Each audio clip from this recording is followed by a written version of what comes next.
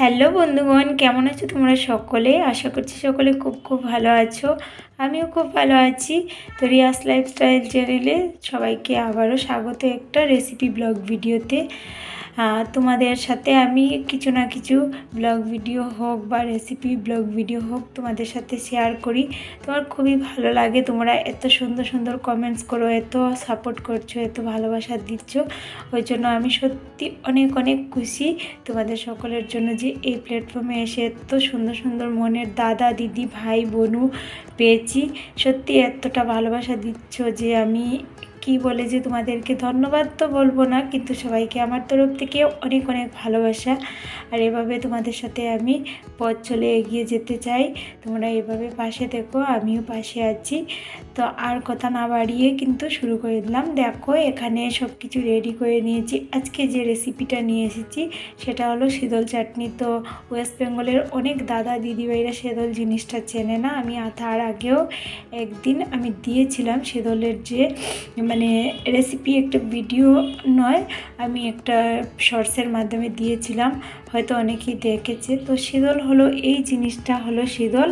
এটা শুটকি মাছের মতোই, কিন্তু এটা ভিজে ভিজে ভাব হয়, এই যে ভিজে ভিজে টাইপের হয়। তো এটা আমি আলাদা করে ধুয়ে রেখেছি, কারণ এর সাথে যদি রাখি তাহলে তো পুরো এক গাদা গন্ধ লেগে যাবে। ওই জন্য শীতলটা খেতে খুবই টেস্টি হয়, কিন্তু যেমন টেস্টি তেমন কিন্তু রান্না করার আগে ধুতে গেলে এতটাই গন্ধ লেগে যায়। তারপর কি বলবো, রান্না করার পরও কিন্তু পুরো ঘরে গন্ধ জুড়ে যায়, এরকমই হয়। তো দেখো শীতল চাটনি করার জন্য যা যা লাগে আমি সব কিছু রেডি করে দিয়েছি। দেখো এখানে পেঁয়াজ লাগবে, তারপর কাঁচা লঙ্কা তো লাগবেই, রসুনগুলো থেতো করে নিয়েছি দেখো। আর এখানে দেখো ধনে পাতা নিয়েছি। আর এই টমেটোগুলো কিন্তু আমার গাছের, আমি গাছগুলো লাগিয়েছিলাম, তো ছোট্ট ছোট্ট মতো টমেটো হয়েছে। খুব খুশি হয়েছি, নিজের গাছের লাগানো যে কোনো জিনিস হওয়ার পর যখন সেই মনের আনন্দটা কি বলবো আর কি। তো হয়েছে, অনেকটাই হয়েছিল, কিন্তু আমি কিছুদিন থেকেই খাচ্ছি। দুটো গাছ লাগিয়েছিলাম, তো তারপর দেখো দুটো গাছে অনেক টমেটো হয়েছে।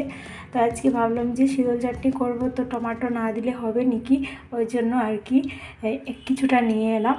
তো দেখো আমি কিভাবে রেসিপিটা করছি তোমরা দেখতে থাকো। কিন্তু শীতল চাটনির যে রেসিপিটা, এটা কিন্তু খুবই সহজ, একদম সামান্য জিনিস লাগে আর খুব অল্প সময়েই কিন্তু এটা করা যায়।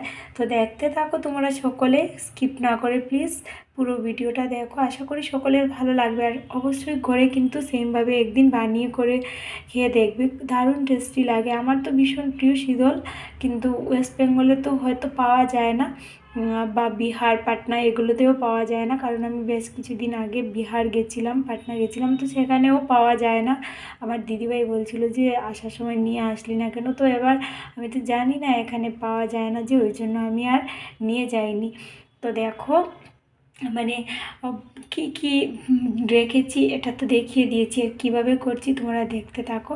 আজকে আমি অন্যরকম করব। অন্য দিনকে তো শীতলটা আমি সেদ্ধ করে আগে থেকে কাঁটাটা সরিয়ে রাখি, কিন্তু আজকে এরকম করব না। এরকম করলে আর কি টেস্টটা আলাদা হয়ে যায়, ওই জন্য আর কি। তো একসাথেই দিয়ে দেবো। তো এবার আমি কীভাবে করছি তোমরা দেখতে থাকো প্লিজ। এখন দেখো আমি কড়াইটাও বসিয়ে দিয়েছি। তো কড়াইটার জল আছে যেহেতু, ওই জন্য ওগুলোকে শুকোতে হবে।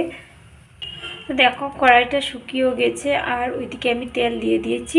তেলটা একদম সামান্য পরিমাণে দিয়েছি, কারণ সেদলেও কিন্তু তেল থাকে, ওই জন্য না তেলটা সামান্য পরিমাণেও দিলে হয়। কেউ চাইলে আরও অল্প দিতেও পারো, কিন্তু আমি সামান্য পরিমাণে দিই। আর রসুনটা যেভাবে দেখিয়েছিলাম থেতো করে রেখেছি, রসুনটাও কেউ যদি চাও কুচো করে দেবে, তাতেও ভালো হবে, কিন্তু আমি একটু থেতো করে দিই যাতে রসুনের স্মেলটা বেশি আর কি হয়, ওই জন্য আর কি। তো দেখো কড়াইতে তেল দেওয়ার পর তেলটা প্রায় গরমই হয়ে গেছে। এবার ধীরে ধীরে সব কিছুই দিয়ে দেব। তো দেখো এখানে আমি তেলটা গরম হয়ে যাওয়ার পর সব কিছু দিয়ে দিয়েছি, যা যা রেডি করে রেখেছিলাম দিয়ে দিয়েছি। আর সেইগুলো আমি দেওয়ার সময় দেখাতে পারিনি, যেহেতু আমি একা হাতেই দিচ্ছিলাম, আর ওইদিকে একা হাতেই আমি ভিডিও করছিলাম, তো ওই জন্য দেখাতে পারিনি। তো দিয়ে দিয়েছি। তারপর দেখো নুন হলুদ আর লঙ্কা গুঁড়ো দিয়েছি। আর শীতল চাটনিতে একটু ঝাল হলে বেশি ভালো হয়। আর সেদলটা কিন্তু আগে আমি ভেজে রাখিনি, কারণ চাইলে কিন্তু আগেও ভেজে নেওয়া যায়, বা কেউ পরেও দিয়ে দিতে পারে। তো আমি এখনও কিন্তু সেদলটা দিইনি, দেখো এখানেই রাখা। দেখো এবার আমি ওইগুলোকে ভালো করে ভেজে নিতে হবে, নয়তো কিন্তু একটু মানে কাঁচা পেঁয়াজ রসুন এগুলো মানে যদি একটু না মজে যায় তাহলে খেতে কিন্তু টেস্টি আসে না। তো এবার আমি পুরোপুরিভাবে কষিয়ে নেব ওইগুলোকে। আর খুবই সহজে, বেশি কিছু লাগেও না, টাইমও বেশি লাগে না। তো ওই জন্য মানে আমার তো ভীষণ ভালো লাগে, আমি কদিন পরই করি। তোমাদেরকে বারবার বলছি তোমরা ঘরে একবার বানিয়ে দেখবে যে কেমন টেস্টি হয় খেতে, তখন আমাকে জানাবে যে সত্যি কি আমি বলেছি টেস্টি হয়। আর শুকো মাছটা তো পাওয়া যায় তোমাদের এখানে, শুকো মাছ দিয়েও চাইলে এরকম করা যায়। এবার আমি কষিয়ে নেব। এবার কিন্তু 100-এর মধ্যে 90% কিন্তু কষানো হয়ে গেছে আমার। আমি কিন্তু মোবাইলটা কষানোর সময় দূরে রেখেছিলাম, কারণ কষানোর সময় মোবাইলটা একদম কাছে রাখলে কী হয় বলো তো, মানে তেলের ইয়েটা উঠে পুরো ক্যামেরা কেমন জানি হয়ে যায়, ঝাপসা হয়ে যায়। ওই জন্য আমি বেশি সামনে রাখি না। তো এখন লাস্ট পর্যায়ে ওই জন্য আমি কিন্তু নিয়ে এলাম, ভাবলাম তোমাদের সাথে শেয়ার করি। তো দেখো মোটামুটি কষানো হয়ে গেছে। যত না কষানো হবে ততই দারুণ টেস্টি হয়, সেটা তো সকলেরই জানা আছে। আর আমি না শিরল চাটনিটা খুব মানে ইয়ে করে করি, কী বলো তো, এত মানে পরিশ্রম করে করি যাতে টেস্টি হয়, কারণ শিরল চাটনিটা খুব প্রিয়, আমারও প্রিয়, আমার হাজব্যান্ডেরও প্রিয়। যদি রান্নার পর না কোনো একটা ব্যতিক্রম আছে তখন নিজেরই খারাপ লেগে যায় যে এত যত্ন সহকারে রান্না করলাম আর এটা কেমন জানি হয়ে গেল। ওই জন্য মোটামুটি পেঁয়াজগুলো রসুন যা যা দিয়েছিলাম সব কিছু মানে মজে গেছে একদম। দেখো এবার দিয়ে দেবো সেদল। সেদলটা না আগে একটু বেজে নিলে ভালো হয়, সেদলের যে একটা আঁচলে ভাবটা আছে না সেটা চলে যায়, কিন্তু আমি আজকে এরকম করিনি। অন্যদিন অন্যভাবে মানে আগে বেজে দেখিয়েছিলাম, ওই জন্য ভাবলাম আজকে অন্যভাবে করি। রান্নার তো কত ধরনের ধরন আছে তাই না, যেমন আমরা রান্না করব তেমনই রান্না করা যাবে। রান্না তো আর কী বলবো, রান্না তো বলবে না যে আমাকে এমনভাবে করো না, তো ওই জন্য আর কি করলাম। আর একদম আঁচটা কমিয়ে দিতে হবে, না হয় পুড়ে যাওয়ার একটা সম্ভাবনা থাকে। এমন করলে কী হয় বলো তো, এমন করলে কাঁটাটা মানে আর সরানো যায় না, কিন্তু যখন আমরা আগে থেকে সেদ্ধ করে রাখি সেগুলো কাঁটাগুলো একদম আলগোস্ত বেরিয়ে আসে, কিন্তু সেইভাবে করলে না আমার কেমন জানি সেরলের যে একটা টেস্ট, আলাদা টেস্ট হয় না, সেই টেস্টটা চলে যায়। ওই জন্য সেদ্ধ করে করিনি। আর এক এক দিন এক এক প্রসেসে করলে মানে ভালো হয়, আলাদা আলাদা টেস্টি আসে, ওই জন্য আমি এইভাবে করি। তো দেখো এবার ভালোভাবে ওইগুলোকে কষিয়ে নিতে হবে কিছুক্ষণ।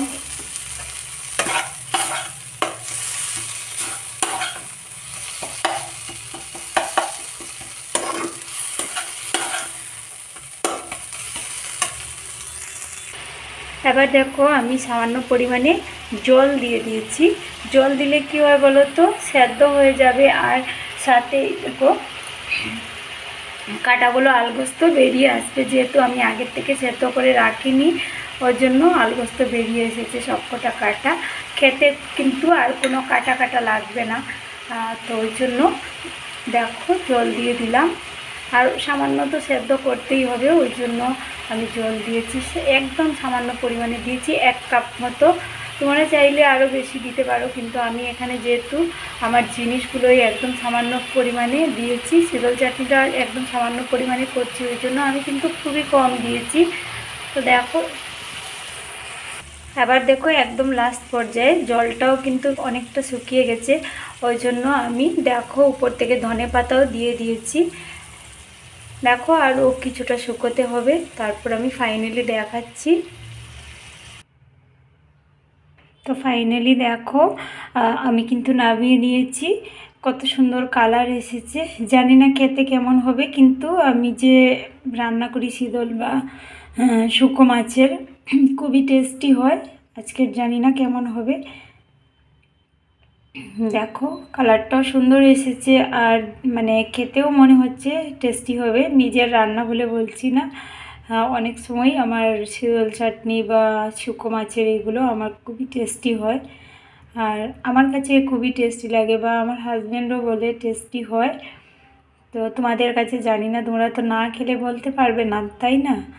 এর জন্য তো বন্ধুগণ, কেমন লাগলো আমার এই শীতল চাটনি রেসিপি ভিডিওটা?